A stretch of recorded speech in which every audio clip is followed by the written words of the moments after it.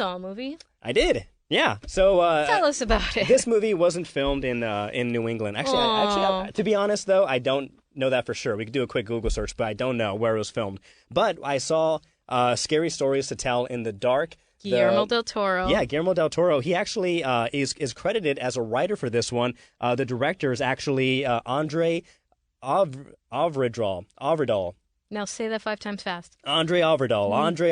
I think I got it. Okay, I think I got it now. All right. He's directed other things like Troll Hunter, the Autopsy of Jane Doe. I haven't seen those films, but I think Guillermo del Toro. I saw him in an interview, and he expressed, I guess, satisfaction in how this director directs scary movies, and he felt that this may have been the best person to film this movie. Now, the movie is based off a series of short, scary stories for children written back in the early 1980s. You know, the scariest stories are the anything involving children. Yeah, or, but this is for children, and so. But the thing is, it's funny because I never read the book, so I really didn't know what to expect going into this. But I've heard of other people who did read the books growing up, and the illustrations that are in the books in particular are the scariest part. And what Guillermo del Toro did for this film was exactly translate what was on the page of the book to the screen, and the monsters, the graphics are amazing. Now, the synopsis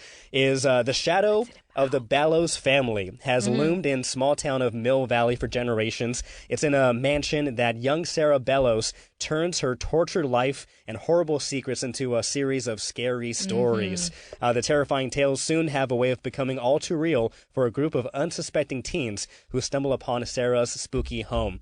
Now, this movie, the teenagers, were they making out when they were attacked by whatever? No, but a couple of them were giving each other googly eyes, and so I'm sure because they're distracted by hormones, and that's when everything strikes. No, but yeah, and things definitely do strike in this movie. Okay. Now, overall, let's just get this out of the way. The movie is really good. It's a really good scary movie. It's rated PG-13. Don't bring the younger kids, the 2 younger kids, because there are definitely parts of this movie that are going to have you jump in your seat. Other times have you squirming in your seat. But let's talk about the strengths and weaknesses. And let's get the weaknesses out of the way because there are just a few. One, the characters. I had a lot of fun.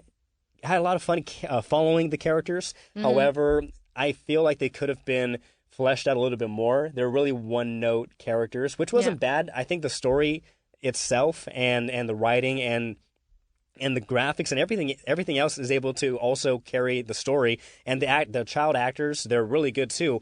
However, I would have liked to have seen a little more, a little more personality as opposed to a one tone thing. But other than that, there's only one minor thing. It runs for an hour and 50 minutes. Around an hour 40, it feels a little bit too long. They could have cut off maybe 5 or 10 minutes of it, and it would have felt great. It does, I think, drag just a little bit, but not enough to not recommend this film. Right. I think you should definitely go see it. Now the strengths. So look at this page. I got a lot of strengths. So, the story itself, it's solid. You follow 3 best friends who meet up with another teenager, and they explore the Bellows house, and then that's when all the scary stuff happens.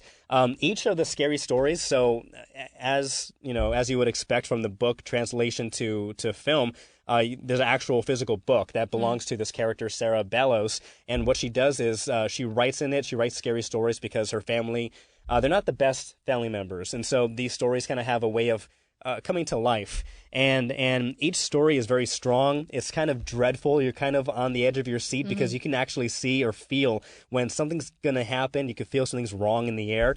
I think he's a master of suspense, Guillermo del Toro. He's also just he is one of the best, if not the best, at putting magical realism on the screen and making it feel real, but it's also got naturally that magical sense to it where it's fantastical, it's incredible, but it's real enough that it really impacts you. And did you observe that in this? Yeah, one of the best things that makes it that makes it so real and lifelike is the fact that not only is the CGI great, but they use a lot of real life practical effects for the monsters. Yes. And there are 2 monsters in particular that I want to talk about. The Pale Lady. Now, this is the Red Room scene of the film. And James, first of all, I'm a chicken. All right, all right. Let me mentally prepare myself. And we don't want to give away too much. I won't give okay. away any spoilers, Right. but if you can Google image the pale lady again, these Might appear right these here. illustrations, yeah, right here, yeah, there you go, pop up right here, boom, and it's very creepy. That's one of my favorite scenes or sequences in the film. Another monster, it's called the Jangly Man, and this is actually a new monster that's not mentioned in the book, but a creation of Guillermo del Toro as well as the other writers that made this film. And it's actually played by a contortionist named Troy James. He was actually on America's Got Talent. Okay. And if you haven't seen America's Got Talent, look up Troy James. The way he's moving in the film, I thought the creature, the monster, was completely CGI. Now there are CGI elements to it, of course, but I thought this was 100% CGI because of the way the body moved. Normal bodies don't move this way, and it freaked me out. And then I found out after the fact that it was actually a real person, a real actor, who can actually move that way. It unnerved me. And but those two scenes, And he those can break two into your sequences, house at night and crawl into your bed. crawl through your chimney if he wants to.